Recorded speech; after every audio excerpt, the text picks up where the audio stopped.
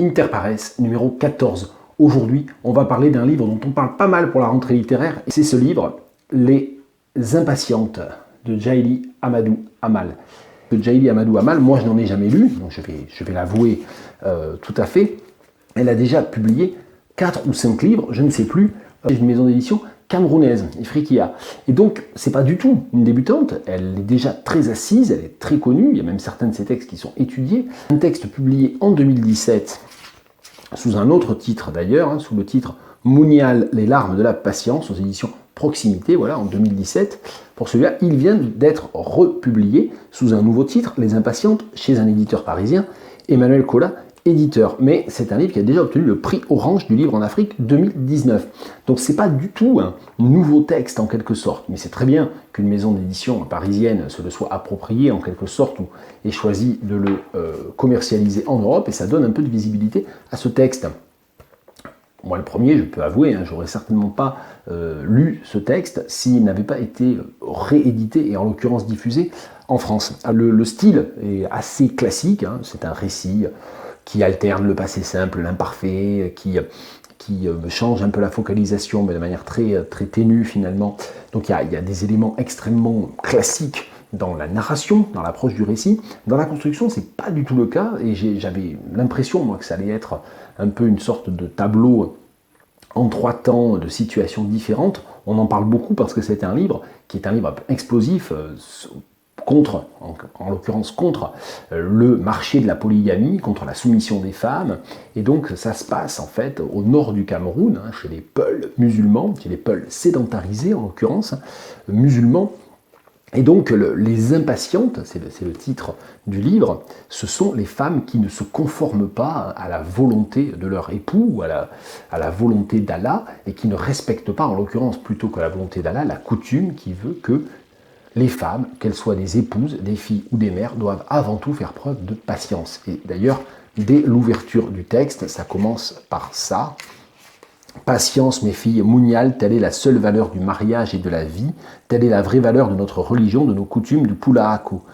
Intégrez-la dans votre vie future, inscrivez-la dans votre cœur, répétez-la dans votre esprit. Mounial, vous ne devrez jamais l'oublier, fait mon père d'une voix grave. Et donc on a tout ce suspens, toute cette voix qui est la voix collective, qui est la voix de la norme, qui est la voix du patriarcat bien entendu, et de l'hétéropatriarcat, qui est donnée entre guillemets comme une vérité générale, et uniquement avec cette espèce de révélation finale, fait mon père d'une voix grave, la tête baissée, l'émotion me submerge. Et évidemment, ce que fait Jaili Amadou Amal dans ce texte, comme d'autres écrivaines et d'autres autrices, c'est de déplacer bien sûr la parole et de redonner l'agency, la parole, faire de ces femmes des sujets qui racontent leur histoire et qui, au lieu de subir ce discours, donc le premier paragraphe est la manière dont on subit le discours, et tout le reste du roman consiste à montrer comment 3 personnages de femmes différents, et je vais y venir, subissent ce discours, essaient de se le réapproprier, essaient de le contrer, ou essaient en tout cas de le réinventer. Et donc c'est extrêmement intéressant parce que c'est un livre qui travaille justement sur tous les schèmes du patriarcat, et en l'occurrence du patriarcat polygame, voilà, dans tout ce qu'il a de plus autocratique, dans la structure même de la société et des familles, en jouant aussi sur le côté de l'opposition entre les hommes et les patriarches qui ont de l'argent et ceux qui n'en ont pas, et tout le système économique extrêmement compliqué de parasitisme, de dépendance vis-à-vis évidemment de ceux qui ont de l'argent, de ceux qui en ont moins ou qui n'en ont pas et qui sont bien contents de marier leurs filles, de se débarrasser en fait de leurs filles aussi de cette manière-là. Donc il y a tout ce côté-là qui est très intéressant dans ce roman-là. Alors la structure est très chouette parce qu'en fait il y a 3 parties, et ces 3 parties suivent les trajets de 3 femmes. Le livre suit les itinéraires de 3 femmes qui sont Ramla, Hindou et Safira, et en fait elles sont liées parce que Ramla et Hindou, elles sont mariées le même jour, et donc la première partie c'est la manière dont Ramla subit le mariage, parce qu'en fait elle était amoureuse d'un autre garçon à qui elle avait été promis, et puis il y a eu tout un changement de dernière minute pour des raisons financières et des raisons de pouvoir, bien entendu, qui fait que son père a finalement décidé de la marier à un autre homme, dont elle devient la seconde épouse. Et Hindou est mariée aussi le même jour à un autre homme, Donc Ramla et Hindu, elles sont mariées de force avec une violence terrible, hein, qui est vraiment très bien rendue dans le début de la première et la fin de la première partie, mais aussi dans le début de la deuxième partie. Et la troisième partie est racontée là à la première personne du point de vue de Saphira, qui se trouve être la première épouse de l'homme à qui est marié Ramla. Donc c'est le récit de la coépouse. Donc on a une espèce de structure concentrique comme ça, où dans la première partie, on a le récit de Ramla, qui est une très jeune fille, une jeune femme, qui, à peine, même pas sortie de l'adolescence, est mariée comme ça de force, avec tout cet impératif de se soumettre, d'être patiente, de faire ce que le père a décidé, puis de faire ce que le mari décide, d'avoir ces espèces de maîtres tout-puissants que sont les hommes, et qui, du coup, évidemment, vit de manière très amère, avec une grande amertume, le fait aussi de devoir, dans l'avenir, être soumise par procuration en quelque sorte à une coépouse. Ce qui est intéressant, c'est que dans la dernière partie, on a le récit de la coépouse et de ce qui se passe après, mais raconté par la coépouse. Et donc au centre, on a le personnage du Hindu, qui est un personnage beaucoup plus rebelle, hein, qui se révolte beaucoup plus, parce qu'elle est battue en fait de manière vraiment extrêmement récurrente et tout à fait épouvantable par son mari, de doigt d'être tué par son époux. Donc on a toute la thématique aussi des féminicides qui vient croiser le roman et qui fait que là aussi, pour un lectorat français de France, il ne faudrait pas sombrer dans la facilité de dire « Ah oui, mais c'est des Peuls, c'est des musulmans, c'est des polygames ». Oui, le roman s'attaque à la polygamie, et s'attaque à la justification de la polygamie et du patriarcat par la religion, et elle montre bien que c'est complètement faux et que c'est complètement hypocrite, mais il ne faudrait quand même pas oublier, je ne dis pas la poutre, mais enfin en tout cas la grosse paille que l'on a aussi, nous, dans notre œil, par rapport à ces systèmes de violence patriarcale et de violence faite aux femmes. Donc il y a tout cet élément-là qui est présent dans le roman, et ce qui est très très bien, c'est justement qu'on a au centre de ce triptyque la rebelle, mais la rebelle qui en fait se rebelle aussi parce qu'elle veut sauver sa peau, parce qu'elle va être tuée par son mari, et on s'est entouré par les récits de Ramla et de Saphira, qui sont des coépouses, et ce que montre magnifiquement le roman, c'est que la violence patriarcale, elle est bien entendu reprise en main par les mères, par les épouses, et qui fait qu'en fait, ce que montre très bien le roman, c'est que les pères et les maris réussissent à faire descendre leur système de pouvoir sur les femmes, et que ce sont du coup les femmes qui finissent par se disputer entre elles, par être des concurrentes directes, des rivales, et par chercher bien sûr à se tuer, à se nuire au maximum, parce qu'en fait, elles subissent cette violence patriarcale, et au lieu de la renvoyer vers le patriarcat, elles se le renvoient entre elles. Donc, toutes choses qui sont très bien connues, et ce sont des mécanismes étudiés par les anthropologues, par les féministes bien entendu, et pas seulement d'ailleurs en Afrique. Ce roman met ça en scène de manière qui est vraiment très, très belle et très efficace, et moi j'étais très, très, très intéressé de le lire. Alors cette vidéo va être un peu longue parce que je vais lire un extrait ou deux extraits de ce livre, puis je vais aussi vous parler des textes auxquels ça m'a fait penser, c'est le principe de interpares. Ça m'a fait penser en fait à The Victims de Isidore Okpewo, un roman magnifique, nigérian. Ça m'a fait penser aussi bien sûr au roman de Flora Nwapa et Furu et Idou, qui travaillent aussi ces motifs de la polygamie, de la rivalité, enfin qui sont d'une manière qui est moins évidemment, on va dire, féministe en creux que ce texte-là. Ça fait résonner plein de choses dans ce que j'ai pu lire moi, de littérature africaine au fil des ans, mais l'extrait que je vous lirai, c'est un extrait d'un roman d'amour féministe de la Ghanéenne Ama Ata Aidoo. Alors j'aurais pu vous lire des extraits de Our Sister Killjoy, qui est son texte féministe le plus in your face, le plus rentre-dedans, mais j'ai choisi plutôt de vous lire un extrait de Changes, parce que justement, c'est comment interroger les traditions et comment voir si l'amour dans tout ça est possible, et comment est-ce qu'on peut avoir une fictionnalisation d'équilibre homme-femme qui réussissent à échapper ou à passer entre les lignes d'un système hétéropatriarcal. Donc c'est pour ça que je vous lirai un extrait de Changes après. Mais avant toute chose, je vais vous lire des extraits des 3 parties de ce roman, la fin du chapitre 9. Ses yeux ne trahissaient aucune nostalgie, aucun regret. Malgré mon amertume, j'aurais aimé y lire de l'affection maintenant que l'heure de le quitter était arrivée. J'aurais voulu lui crier mes sentiments. Elle parle de son père. Et ensuite, elle s'adresse directement à sa mère en italique. Et toi, ma mère, par souci de sécurité et par orgueil, tu m'as sacrifié. Tu veux faire de moi une femme riche, tu veux me voir au volant d'une voiture, tu veux que je sois adulée et respectée. Tu veux tenir la dragée haute à tes coépouses et tu as misé sur moi. Tu m'aimes, tu m'admires. Je suis ta fille et je suis parfaite. Avec ou contre mon gré, je dois être parfaite et enviée. Ô ma mère, je t'en veux. Tu m'aimes certes, mais tu m'as mal aimé. Tu n'as pas pu me comprendre ni me défendre. Tu n'as pas entendu mon cri de détresse. Tu m'as jeté en pâture, mais tu restes ma mère. La personne que j'aime le plus au monde. Ô ma mère, je culpabilise de te faire de la peine. J'ai toujours essayé d'être celle que tu rêvais que je sois, jamais je n'ai réussi. Tu aimais comparer le calme de Hindou et ma turbulence. Tu es arrivé à faire de moi une complexée et une insatisfaite. Je devais être la meilleure, la plus intelligente, la plus jolie. Je devais être ton rêve, ta fille, ton espoir. Tu m'as toujours répété que j'étais la cause indirecte de tes souffrances, mais aussi de tes joies. Tu es resté là pour moi. Je devais faire en sorte que jamais tu ne le regrettes. Ô ma mère, que c'est dur d'être une fille, de toujours donner le bon exemple, de toujours obéir, de toujours se maîtriser, de toujours patienter. J'écourte un peu l'extrait pour vous lire un extrait de la deuxième partie. C'est quand la Hindou s'échappe de chez son mari parce qu'il a ramené, après l'avoir battu comme plâtre plusieurs fois, il a ramené une fille chez lui. Il est en train en fait de coucher avec sa maîtresse dans le lit conjugal. Et donc elle s'échappe et en fait, ce qui se passe, bien entendu, c'est qu'elle se fait critiquer. C'est pas à elle de partir, c'est sa faute à elle, c'est elle qui ne sait pas le séduire, c'est elle qui devrait se calmer, être patiente, se taire. On ne parle pas de ses problèmes de couple à l'extérieur. Et donc ce sont les femmes de sa famille qui la critiquent. À peine eut-elle franchi la porte d'entrée que Gogo d'aîné ouvrit de grands yeux pleins de stupeur, la main sur la bouche. « Hindou, que fais-tu là? Mais que fait-elle là? Il est arrivé un malheur, questionna-t-elle en se tournant vers ma mère. Ce voyou qu'elle a comme époux, quelle malchance, mon Dieu, son père exige que tu la ramènes discrètement, personne ne sait qu'elle est là, personne ne doit le savoir, surtout pas ces sorcières de coépouses. Tu as raison, lève-toi, Hindou.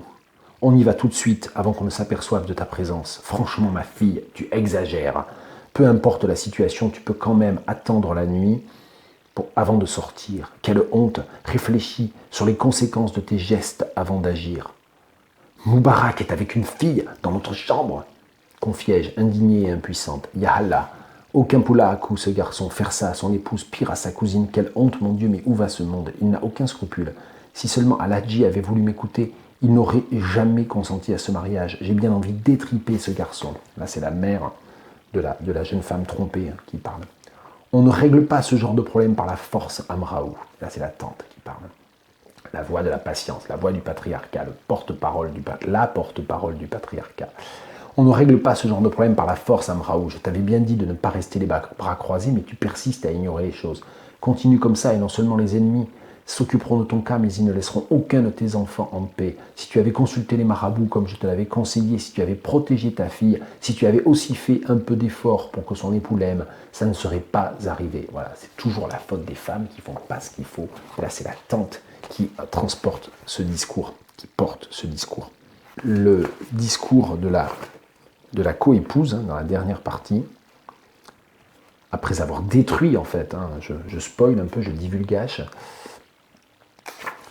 elle a détruit sa coépouse, donc la narratrice de la première partie, qui devient du coup la rivale et l'ennemi absolu de la narratrice de la troisième partie. Il y a des mouches. Je suis chez mes parents, dans les Landes, il y a des mouches. Page 237. Ramla était partie avant l'aube. Elle avait affronté les dangers de la nuit et s'était évanouie dans la nature. Plusieurs rumeurs ont alimenté sa fuite au cours des semaines qui ont suivi. Il paraît qu'elle entretenait depuis des mois des liens étroits via Internet avec son frère Amadou qui travaillait depuis un moment à la capitale, ainsi qu'avec son ancien fiancé. Elle aurait aussi suivi en cachette des cours par correspondance. Elle avait emporté ses bijoux en or et se trouverait à présent à Yaoundé chez son frère. À chaque nouvelle rumeur, la colère d'Al-Hadji reprenait. Mais il se réjouissait de s'être débarrassé d'une aussi mauvaise épouse. Je traînais ma tristesse et ma culpabilité. En même temps, je profitais enfin de mon honneur retrouvé. Je m'étais battu et j'avais gagné, du moins cette bataille-là. Elle me redonnait confiance en moi et de l'espoir pour l'avenir. J'avais fait l'expérience de la polygamie et m'en étais sorti la tête haute. Je n'avais plus peur qu'il se remarie. Ce qui me faisait tellement de la peine il y a quelques années devenait désormais un fait banal. Juste une parenthèse dans le cours de ma vie conjugale, de ma vie tout court. J'étais persuadé que les mêmes scénarios se répéteraient à l'infini, se remarieraient, m'ignoreraient les premiers temps. Je n'aurais qu'à prendre mon mal en patience et attendre la fin de la lune de miel. Après l'attrait du changement, la nouvelle venue perdrait tout intérêt pour lui, je ferais tout pour cela. Il finirait alors par me revenir, du moins jusqu'à la prochaine fois. Je ne restais pas que par amour, mais pour protéger mes enfants et être à l'abri du besoin. C'était suffisant pour que je défende farouchement ma place. Donc ça, c'est presque la fin du roman, mais ce qui est intéressant, c'est cette espèce de circularité, de cette espèce d'absolu, quoi. Voilà, il n'y a pas d'horizon. La première épouse, elle se trouve enfermée dans ce rôle qui est de chercher à nuire à la seconde, à la troisième épouse, et à garder sa place, et à garder sa place de premier plan, aux dépens des autres femmes, au lieu de travailler aux dépens du système, de tenter de renverser le système, ce qui est évidemment très difficile et plus facile à dire qu'à faire. Ce qui est intéressant, c'est que ce livre-là, il cherche à vaincre. C'est ça, c'est là-dessus que j'aimerais terminer la présentation de ce roman. Donc ce que je trouve très bien dans le roman, c'est ça, c'est qu'en fait, il cherche par sa structure même, par son discours bien sûr, par la manière dont il met en récit toutes ces victimes, c'est comme dans le roman d'Isidore Opero, The Victims, toutes ces victimes du système patriarcal, il essaie non seulement de leur donner une voix, mais de montrer qu'il y a peut-être une manière d'échapper à la circularité par une mise en place d'un récit et d'une structure de récit particulière qui permet de dépasser cette espèce de répétition systématique du même et de l'impératif de patience. Et d'ailleurs, le roman s'ouvre sur l'impératif de patience, il se termine sur l'impératif de patience, mais avec évidemment une ironie qui est terrible, hein, vu tout ce qui s'est passé avant dans le roman. Et pour finir sur une note plus positive, je vais vous lire le début du chapitre 14 de Changes, roman A Love Story, c'est le sous-titre, roman de la grande écrivaine ghanéenne Ama Ata Aidoo, il date de 1991. While Ali was trying to sort himself out in Accra, Essie had decided to go home one weekend and be with Enna, her mother, and Nana, her grandmother. She had set out very early from the city and arrived to find them getting ready to go to church. So she was thinking that after the usual commotion that greeted her arrival had died down and everybody had gone, she would just go and get some sleep. But that's now how things worked out. When her grandmother was all dressed in a starched cloth that made the most intriguing noises when she walked, she came to ask her, "Please let us sit down, my lady." Essie's heart sank. She realized that her grandmother had decided that this was the morning to get some confessions out of her, and she was not going to wait. Until after the morning service was over, she was familiar with the line. So exactly, what was it about Oko that repelled her so much, and what was it about Ali that attracted her? So far, she had succeeded in not yielding much at interrogations, not because she hadn't thought those issues through. Deep down in her being, she feared that whatever her reasons were, they would not be considered respectable enough to tell anybody else about. But then, throughout a reasonably long life, Nana had never before given up on anything. She was determined to get something out of Essie. And this morning, she did. Essie told her that Oko had been the only man in his home, or at least one of the few men there. So there were too many women around him who didn't like her. They hated her, she told the old lady. Who were these women? Her grandmother wondered. According to Essie, it was his mother, his other mothers, his sisters. What the old lady said. "My young lady, today you came here asking me a question. I shall try as hard as possible to give you an answer. I shall also try to make it my truth, not anybody else's. For in a world where lies are pampered like the only children and nephews of queens and kings, all we can do is to hold on to our own truths. It used to be possible to talk and know that you and everyone else knew what you were talking about. It has stopped being like that for some time now. These days, we are getting used to people saying big things when they mean so little or nothing at all. They talk of pretty things when they intend ugly, and carry dangerous deeds home that properly belong to the bush. You are asking me whether you should marry this ally of yours, who already has got his wife, and become one of his wives? Leave one man, marry another? What is the difference? Besides, you had a husband of your own, no? You had a husband of your own whom you've just left because you say he demanded too much of you and your time. But Essie, tell me, doesn't a woman's time belong to a man? My lady Silk, that one is a very new and golden reason for leaving a man, if ever there was one, and if you're truly asking for my opinion. As for you and your stories, They cheer the heart of an old woman who has not found anything in this life amusing in a long time. Leave one man, marry another. Essie, you can, you've got your job, the government gives you a house, you've got your car, you've already got your daughter. You don't even have to prove you're a woman to any man, old or new. You can pick and choose, but remember, my lady, the best husband you can ever have is he who demands all of you and all of your time. Is a good man if not the one who eats his wife completely and pushes her down with a good gulp of alcohol. In our time, the best citizen was the man who swallowed more than one woman, and the more the better. So our warriors and our kings married more women than other men in their communities to prove that they were, by that single move, the best in the land. Ce qui est très intéressant dans ce texte, je n'ai pas le temps de faire toute une analyse et toute une comparaison avec l'autre texte, c'est aussi à vous de trouver les parallèles et de réfléchir un peu à tout ça et de chercher, d'explorer, c'est un peu l'idée aussi de ces vidéos. Ce qui est intéressant, c'est à quel point dans un contexte qui n'a rien à voir, qui est un contexte chrétien, même si évidemment il y a, en l'occurrence, voilà, l'époux futur dans cette histoire d'amour, c'est un musulman polygame. Ce qui est intéressant, c'est que même dans ce contexte de plus grande indépendance financière et politique des femmes, on retrouve le discours de la grand-mère qui finalement est là pour justifier le fait que les hommes sont supérieurs aux femmes, qu'on est dans un système patriarcal et que la polygamie signifie le pouvoir, et que les femmes, eat more than one woman, c'est quand même une métaphore absolument invraisemblable, enfin, de violence, enfin, dans ce qu'elle dit directement, ça c'est peut-être même pas une métaphore. Alors voilà, la polygamie dévore les femmes. La polygamie est une manière pour les hommes de dévorer, c'est-à-dire d'annihiler les femmes aussi. Bon, voilà.